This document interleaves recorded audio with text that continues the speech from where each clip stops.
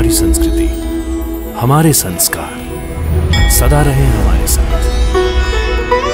भारत के महान ग्रंथों और काव्यों का संपूर्ण संकलन। सब्सक्राइब करें तिलक। कई तरीके की एलईडी लाइट्स आपके घर और ऑफिस के लिए। GR LED lights, make India bright.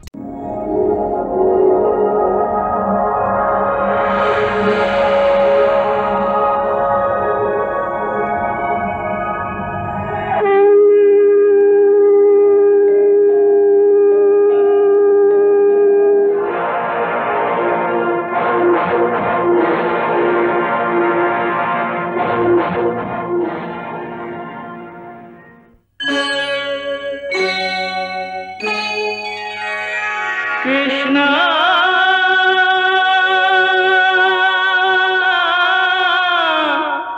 Krishna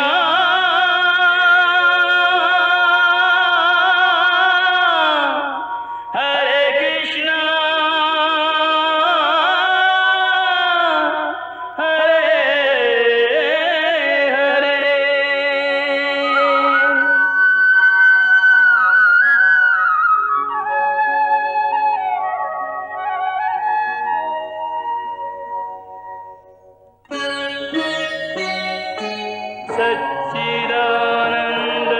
सच्चिदानन्दरूपाय विश्वोत्पत्त्यादिहेतवे तापत्रयविनाशाय श्रीकृष्णाय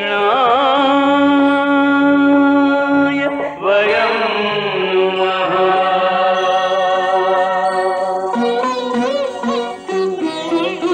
श्रीकृष्ण गोविंद हरे मुरारे, हे नाथ नारायण वासुदेव। हरे कृष्ण राधे कृष्ण राधे राधे कृष्ण कृष्ण हरे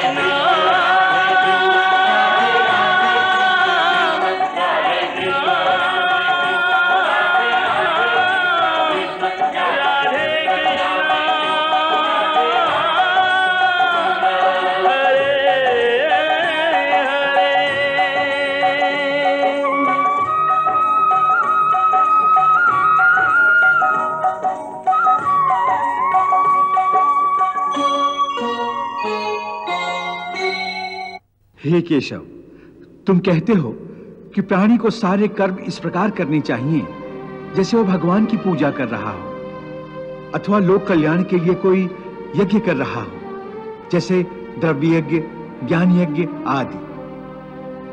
तो हे माधव, मेरे मार्गदर्शन के लिए मुझे ये बताओ कि मेरे लिए कौन सा यज्ञ उचित होगा।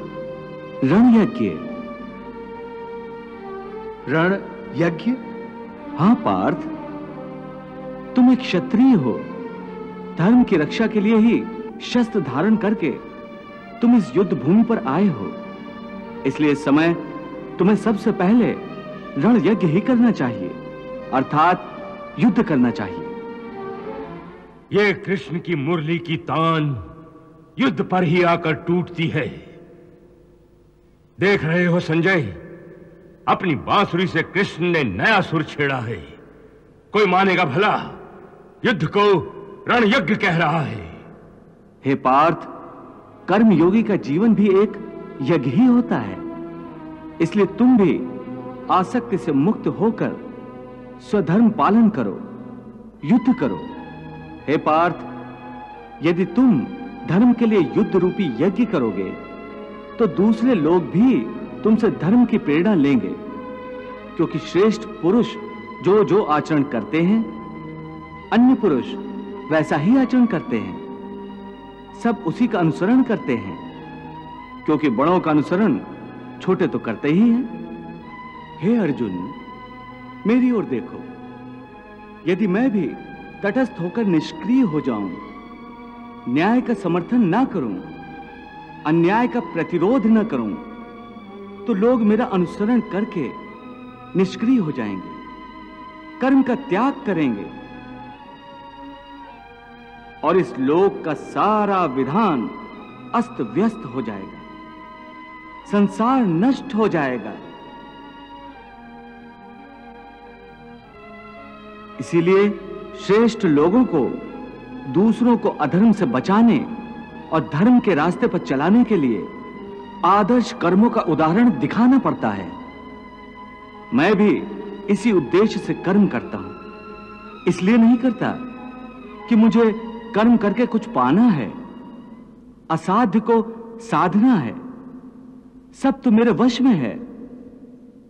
यद्ददाचरति श्रेष्ठस्य तत्देवेतरो जनः स यत् प्रमाणं कुरुते लोकस्तदनु वर्तते। न मे पार्थास्ति कर्तव्यं त्रिषु लोकेषु किंचन नान्वाप्तमवाप्तव्यं वर्त एव च कर्मणि।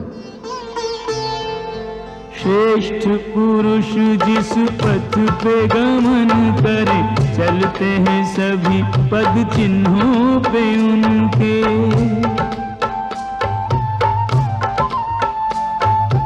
उनका दिया प्रमाण बनता है लोक धर्म, आचरण करें सब उन्हीं को देख सुन के।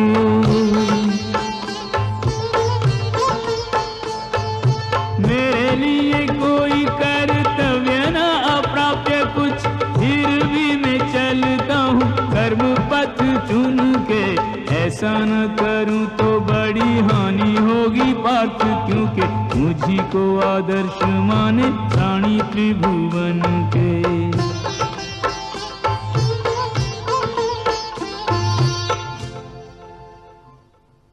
हे पार्थ, अहंकारी मनुष्य समझता है कि वह स्वयं कर्म कर रहा है, परंतु वास्तव में इसका कर्ता साक्षात ईश्वर है।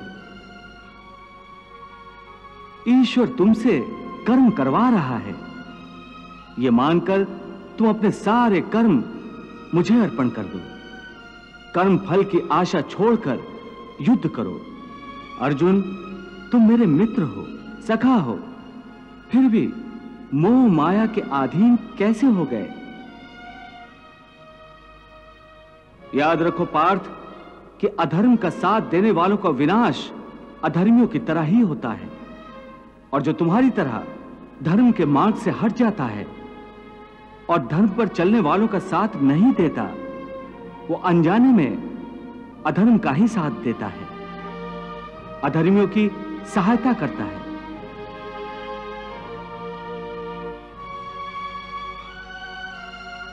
इसीलिए तुम हथियार डालकर धर्मराज युधिष्ठिर का नहीं, अधर्मी दुर्योधन का साथ दे रहे हो।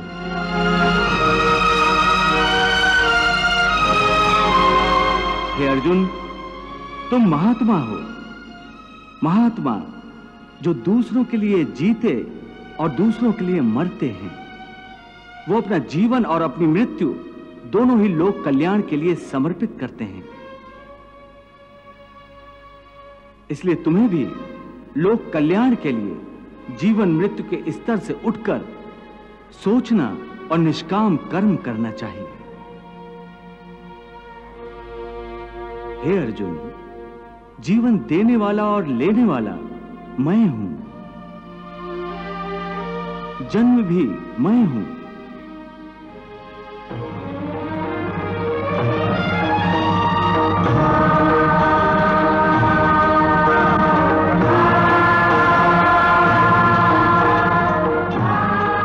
मृत्यु भी मैं हूं।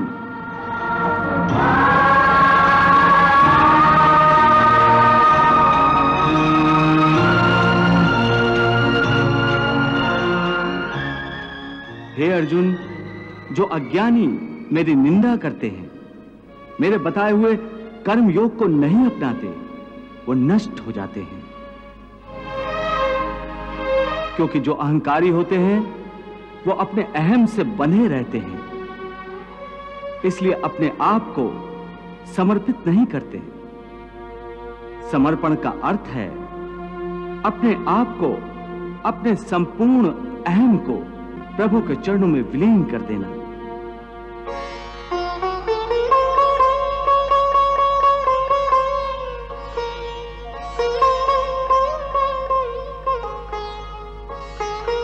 इस प्रकार जो पूर्ण समर्पण करता है, वो चाहे संसार का सबसे बड़ा दुराचारी भी हो, मैं उसे तत्काल अपनी शरण में लेकर निष्पाप कर देता हूं।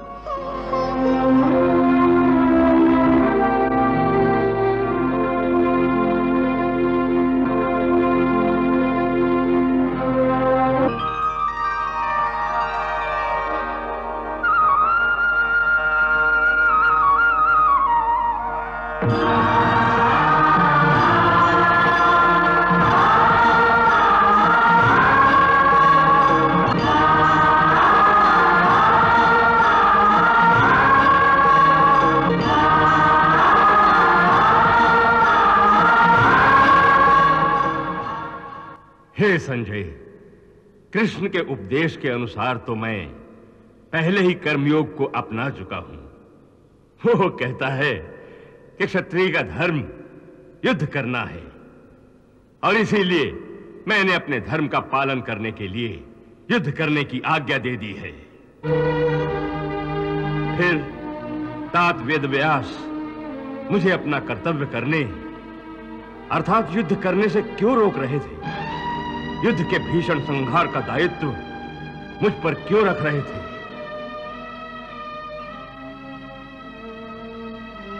क्षमा करें महाराज, यदि मैं इसका उत्तर दे दूं तो आपके मन को मेरा उत्तर नहीं भाएगा। संजय, मैं तुम्हें अभय देता हूं। तुम स्पष्ट रूप से कहो कि इस संबंध में तुम्हारा मन क्या कहता है। महाराज, जिसे आप कर्मयोग का नाम दे रहे हैं वो वास्तव में निष्काम कर्मयोग नहीं था, क्योंकि इस कर्म के साथ आपकी आसक्ति जुड़ी हुई है।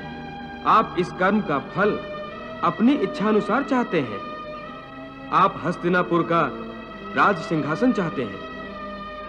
यदि वो कर्मयोग नहीं था तो फिर क्या था? डरो नहीं संजय, बताओ। वो एक राजनीतिक कुटिलता थी। हे पार्थ, जैसे सूर्य उदय होते ही रात का अंधकार नष्ट हो जाता है, वैसे ही ज्ञान का प्रकाश अज्ञान के अंधकार को नष्ट कर देता है। फिर मनुष्य परमात्मा की ओर जाने वाले मार्ग से कभी भटकता नहीं, विचलित होता नहीं। ज्ञान का साक्षात्कार होने के कारण मनुष्य जान जाता है कि एक ही कर्म पुण्य कैसे बनता है और वही कर्म पाप कैसे बन जाता है। तुम कहते हो कि एक ही कर्म पुण्य भी हो सकता है और पाप भी? वो कैसे? मैं बताता हूं पार्थ। उदाहरण के तौर पर एक कर्म को लो। एक मनुष्य ने दूसरे मनुष्य की हत्या कर दी है, तो मुख्य कर्म क्या हुआ? हत्या करना। परंतु यही कर्म पुण्य भी हो सकता है और पाप भी। वो कैसे? एक मनुष्य किसी कमजोर बूढ़े व्यक्ति का धन लूटने के लिए उसकी हत्या कर देता है।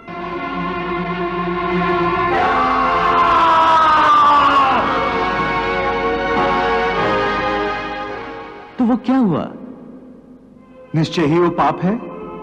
और यदि एक दुष्ट मनुष्य किसी अबला स्त्री के साथ जबरदस्ती बलात्कार करने की कोशिश कर रहा है, बचाओ! मुझे बचाओ! बचाओ!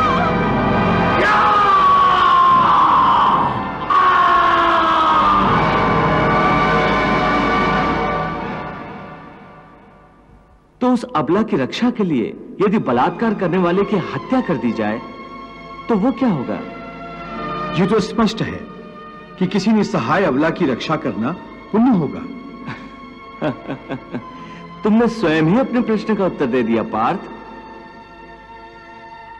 कर्म तो वही रहा, किसी की हत्या करना, परंतु उस कर्म के पीछे भावना क्या है? मारने वाले की नियत क्या है? इसी के फर्क से एक ही कर्म पाप हो सकता है अथवा पुण्य।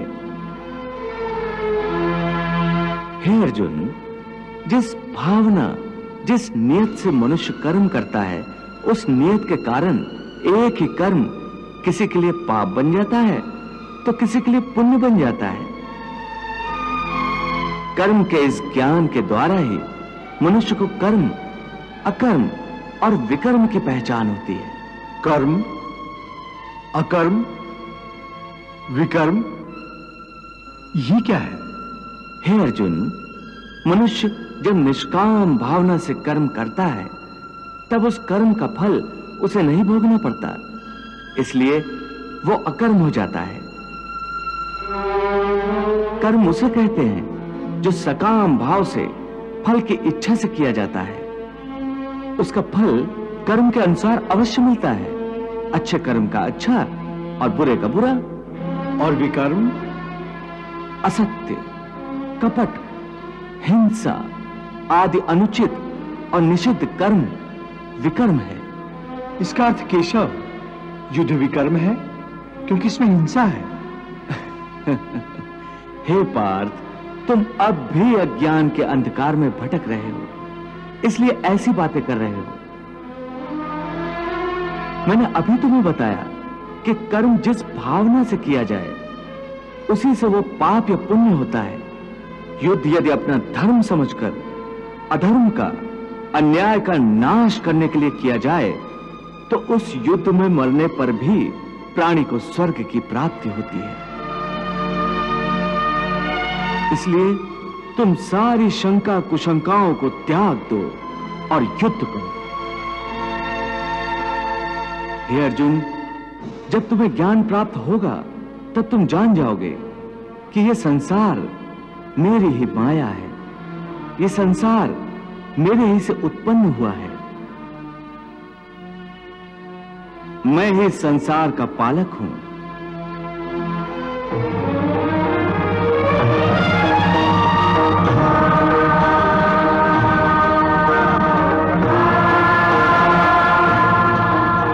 और मैं ही संसार का संहारक हूं।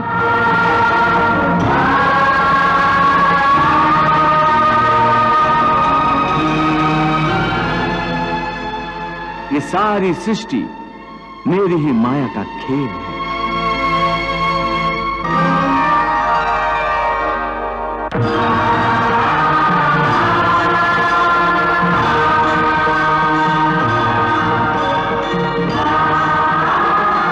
हे केशव, इस माया के संसार का रूप क्या है? हे अर्जुन, यदि तुम अपने ज्ञान चक्षुओं से देखोगे तो तुम्हें पता चलेगा कि यह माया का संसार एक उल्टे वृक्ष की भांति है, जिसकी जड़ें ऊपर हैं और टहनी और पत्ते नीचे की ओर हैं। अपने अंतर चक्षुओं के द्वारा इसे देखो अर्जुन।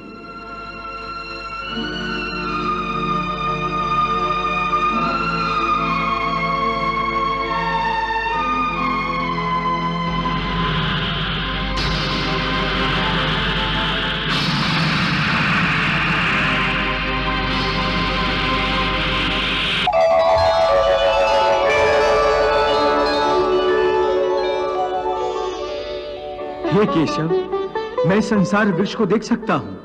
इसकी जड़ें ऊपर हैं और तुमसे निकली हैं।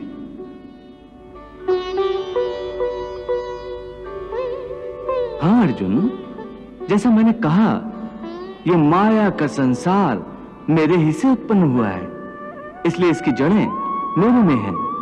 और माया का स्थान क्योंकि मुझसे नीचे है, इसलिए यह पेड़ उल्टा है। ऊर्ध्वमूलम अधः शाखम अश्वत्थम प्राहुरव्यम छंदासि यस्य पर्णानि यस्तम वेद सा वेदवित्। हे केशव, इस संसार वृक्ष में ब्रह्मा का स्थान क्या है? हे अर्जुन, इस संसार का विस्तार करने वाला होने से ब्रह्मा इस वृक्ष की मुख्य शाखा है।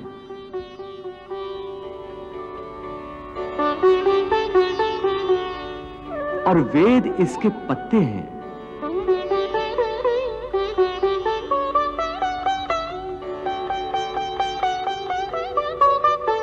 हे पार्थ, शब्द, स्पर्श, रूप, रस और गंध ये पांचों इस वृक्ष की शाखाओं की कोपलों के रूप में हैं।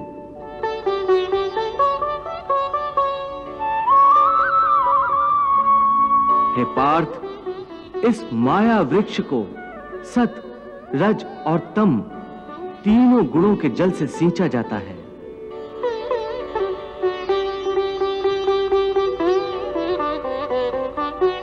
आसक्ति का मारा मनुष्य इसी पेड़ की डालियों में उलझा रहता है।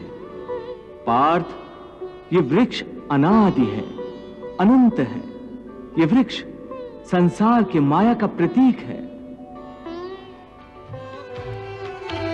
अर्जुन, संसार को तू पीपल का वृक्ष जान, वृक्ष वो के जड़ जिसकी ऊपर की ओर है। ब्रह्मा जी प्रमुख शाख, वेद जिसके पल्लव हैं, आदि मध्य अंतहीन, और है न छोर है। शब्द स्पर्श गंध रूप रस जिसकी कोपल है, सतरज तम जल से सिंचित है, सराबोर है। पल पल बनते मिटते बदलते इस वृक्ष को, वैराग्य की कुठारी बिन काटना कठोर है। वैराग्य की कुल्हाड़ी बिन काटना कठोर है।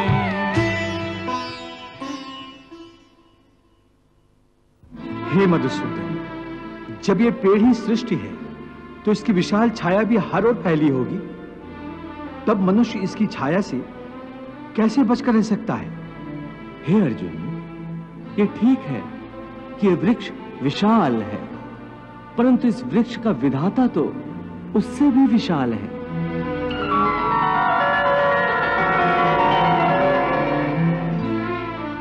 हे अर्जुन, जब तुम ज्ञान और वैराग्य की तलवार से इस संसार वृक्ष को काट दोगे,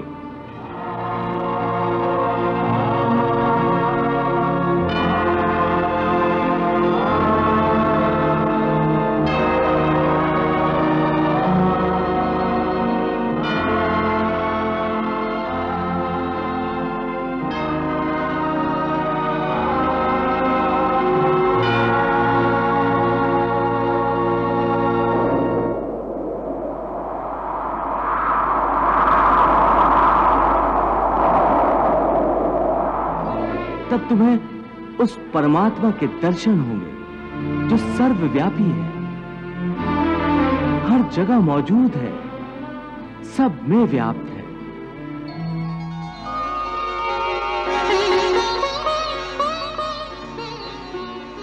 इसलिए पार्थ, तुम मेरी शरण में आओ। संजय, कृष्ण के मुंह से ये बातें सुनकर न जाने क्यों मेरा मन भय से व्याकुल हो रहा है। इससे पहले मुझे कभी मृत्यु से भय नहीं लगा, परंतु आज मुझे मृत्यु से भय लगने लगा है। मेरी ही नहीं, मेरे अपनों की मृत्यु का भी भय। महाराज, यह तो बड़ी विचित्र बात है। द्वारिकाधीश श्री कृष्ण तो अर्जुन और हर मनुष्य के मन से अपनी और अपनों की मृत्यु का भय निकालने के उद्देश्य से उपदेश दे रहे हैं। फिर मेरा मन भय से क्यों कांप रहा है? एक ही उपदेश का विपरीत प्रभाव क्यों पड़ रहा है? अर्जुन का मन शांत होता जा रहा है और मेरा मन अशांत हो रहा है। महाराज, किसी बात का किस व्यक्ति पर क्या प्रभाव पड़ेगा, इसका आधार तो उस व्यक्ति के मन की भावना पर निर्भर होता है। यदि मन में कोई भय कुंडली मारे बैठा है, तो वो सच्ची और कड़वी बात को सुनकर ऐसे ही फन उठाता है जैसे नाग लाठी को देखकर। परंतु आप क्यों व्याकुल हो रहे हैं? हर एक की मृत्यु का एक ना एक क्षण तो निश्चित ही होता है। हाँ संजय, ये तो सत्य है,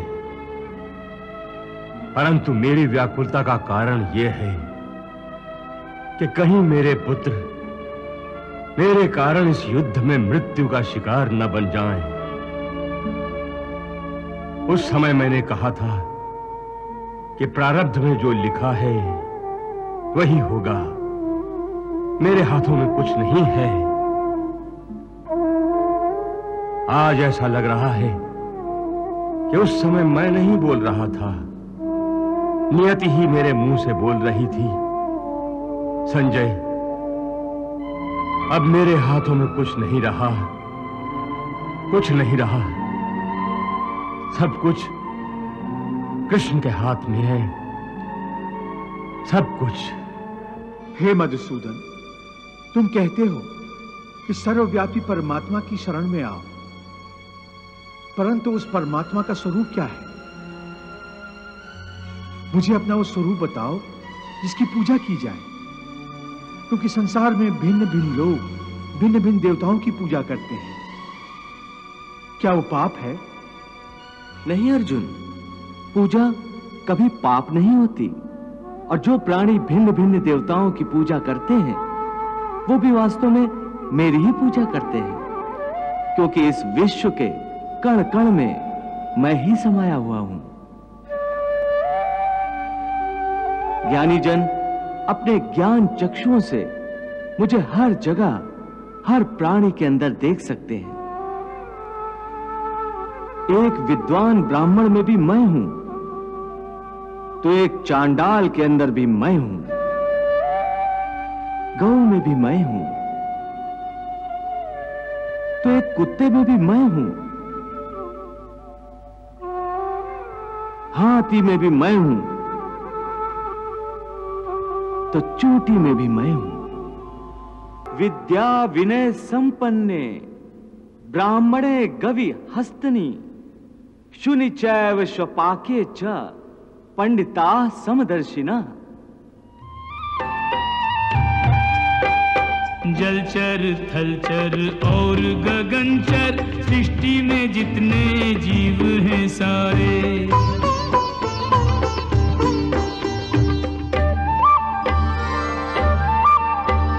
सब में वही करतार समाया, रूप है नाम है न्यारे न्यारे।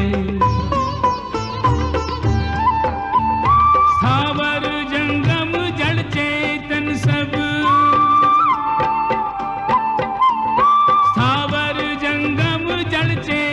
सब उसने सजाए उसने संवारे। सावर जंगम जड़ चेतन सब उसने सजाए उसने संवारे। नर में पशु में ऊंच में नीच में योगी ब्रह्म ही ब्रह्म निहारे। सब में वही करतार समाया, रूप है नाम है न्यारे न्यारे। हे पार्थ, इसीलिए अपनी अपनी श्रद्धा के अनुसार प्राणी जिस जिस रूप में भी मेरी पूजा करते हैं वो मेरी ही पूजा करते हैं। इसलिए जो जो सकामी पुरुष जिस जिस देवता के स्वरूप को श्रद्धा से पूजना चाहते हैं, मैं उस भक्त की उस देवता के प्रति श्रद्धा को स्थिर कर देता हूं।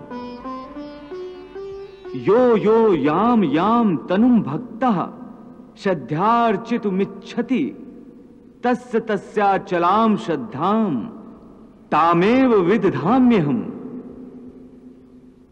इस प्रकार बहुत से जन्मों के पश्चात उसे जब यह ज्ञान हो जाता है कि इस सारी सृष्टि में मुझ वासुदेव के सिवाय और कुछ नहीं है, तो ऐसा ज्ञानी महात्मा अंततः मुझे ही प्राप्त होता है। परंतु हे अर्जुन, ऐसा महात्मा अति दुर्लभ है। परंतु हे केशव, प्राणी तुम्हें छोड़कर भिन्न भिन्न देवताओं की पूजा ही क्यों करते हैं? हे अर्जुन, मैंने तुम्हें पहले ही बताया है कि इस त्रिगुणात्मक सृष्टि में प्राणियों के कर्म, उनकी वृत्ति, उनकी श्रद्धा भी त्रिगुणात्मक होती है। इसीलिए अपनी अपनी श्रद्धा के अनुसार सत्व गुण वाले देवताओं को पूजते हैं।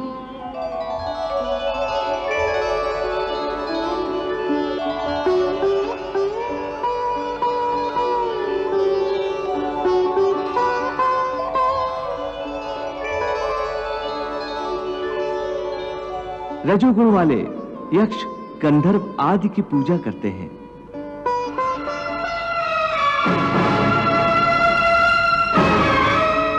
और तमोगुण वाले प्राणी भूत प्रेतों को पूजते हैं।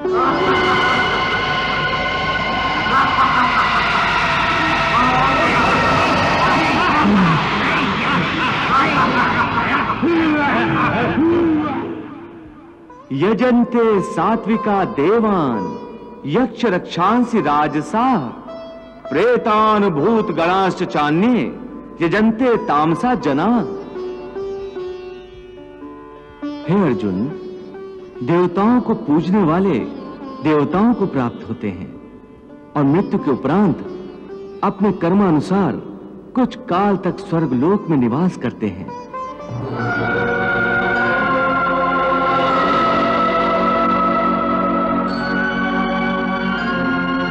पितरों को पूजने वाले पितरों को प्राप्त होते हैं और पितृलोक में जाते हैं।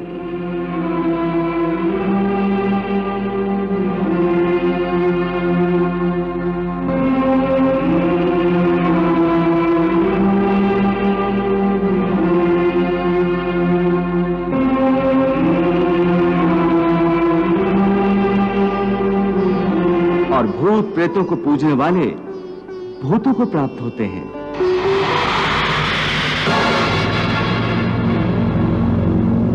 और नए जन्म में उन्हें भूत प्रेतों की योनि मिलती है।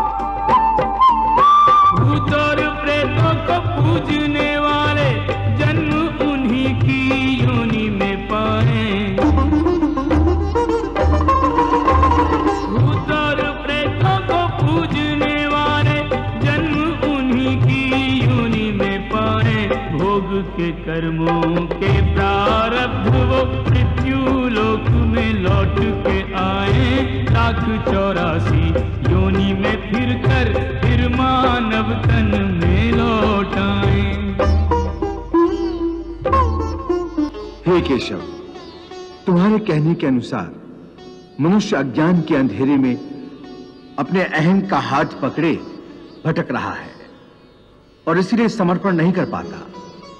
अर्थात अज्ञान ही समर्पण के रास्ते की चट्टान बन जाता है। तो अज्ञान के अंधकार को दूर करने और ज्ञान प्राप्त करने का सरल साधन बताओ। श्रद्धा। हे अर्जुन, ज्ञान प्राप्त करने का मूल साधन केवल श्रद्धा है। श्रद्धा के बीज से ही विश्वास का अंकुर फूटता है।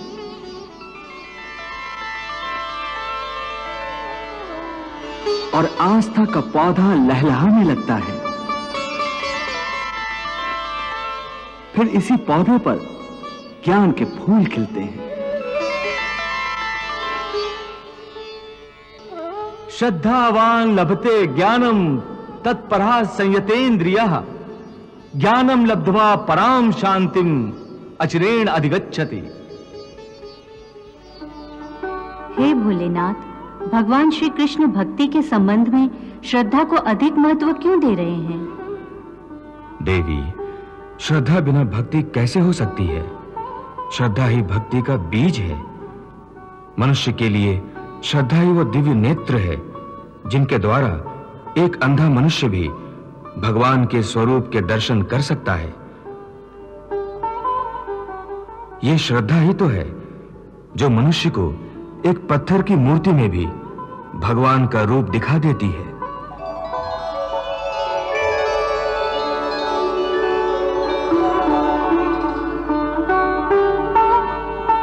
जैसे मेरे श्रद्धावान भक्त को शिवलिंग में मेरा ही रूप दिखाई देता है।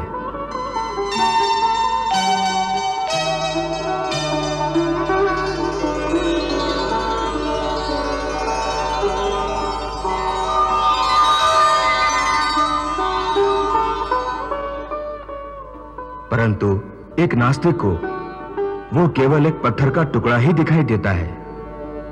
देवी, श्रद्धा न हो तो भगवान सामने भी खड़े हों तो श्रद्धाहीन नास्तिक की आंखों को वो भगवान नहीं कुछ और ही दिखाई देगा।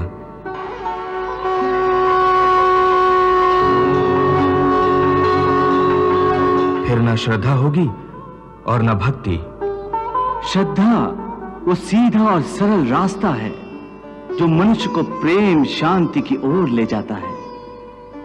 इसलिए कि श्रद्धा द्वारा मनुष्य निष्ठावान बन जाता है, और जिस मन में श्रद्धा नहीं होती वो मन संशय और शक के अंधेरों में इस प्रकार भटक जाता है कि उसे ना तो इस लोक में सुख का रास्ता मिलता है और ना परलोक में उसे शांति प्राप्त होती है। श्रद्धा बिन विनय और विनम्रता न आए पार्थ, श्रद्धा विहीन प्राणी अहम लिए जलता। श्रद्धा के गर्भ से ही लेता विश्वास जन्म, विश्वासी हृदय तर्क जाल से निकलता। श्रद्धा से निष्ठा और निष्ठा से एक निष्ठ हुए बिना काम नहीं चलता। श्रद्धा बिन प्रेम नहीं, भक्ति नहीं प्रेम बिन, के श्रद्धा ही दिलाए ईश प्राप्ति में सफलता। श्रद्धा ही दिलाए इष्ट प्राप्ति में सफलता। संजय, तुम्हारे मुख से श्री कृष्ण के उपदेश को सुन सुनकर मेरा मन शांति को खोता जा रहा है। कितनी विचित्र बात है ये। यदि आपका मन अशांत हो रहा है तो इसमें विचित्र क्या है? संजय, श्री कृष्ण के उपदेश का मुख्य उद्देश्य अर्जुन के अशांत मन को शांति देना है, परंतु मुझ पर इसका उल्टा असर हो रहा है। मेरा शांत मन अशांत होता जा रहा है।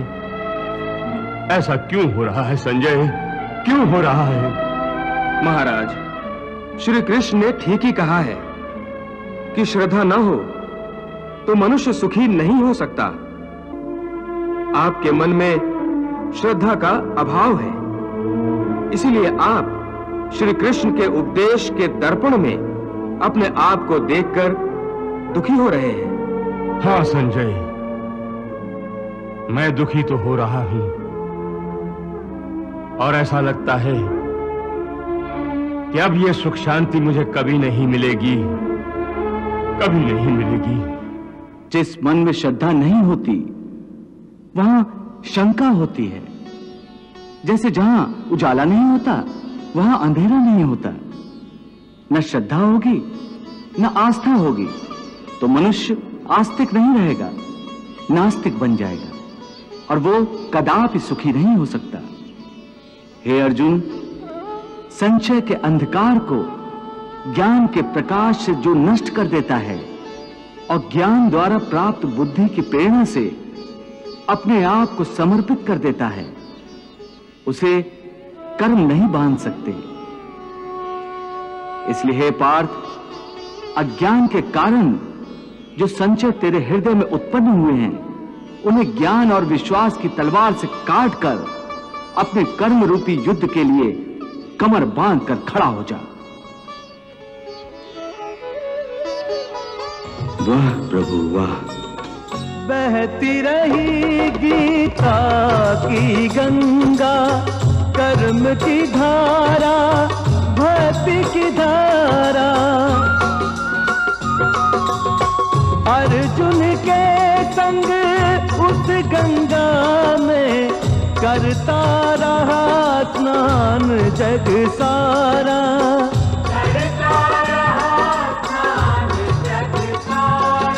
सब धर्मों के भेद भुला के एक मेरा शरणागत हो जा। मैं हर पाप से मुक्ति दूंगा, शोक न कर मेरी भक्ति में खो जा। शोक न कर मेरी भक्ति में खो जा। धर्म अधर्म के भेदों से न्यारे अमर है गीता के बोल सारे। हे नाथ नारायण वासुदेव, श्री कृष्ण गोविंद हरे मुरारे। हे नाथ नारायण वासुदेव, पितुमात स्वामी सखा हमारे। पितुमात स्वामी सखा हमारे। हे नाथ नारायण वासुदेव, श्री कृष्ण गोविंद हरे मुरारे। हे नाथ नारायण वासुदेव। हरे कृष्ण कृष्ण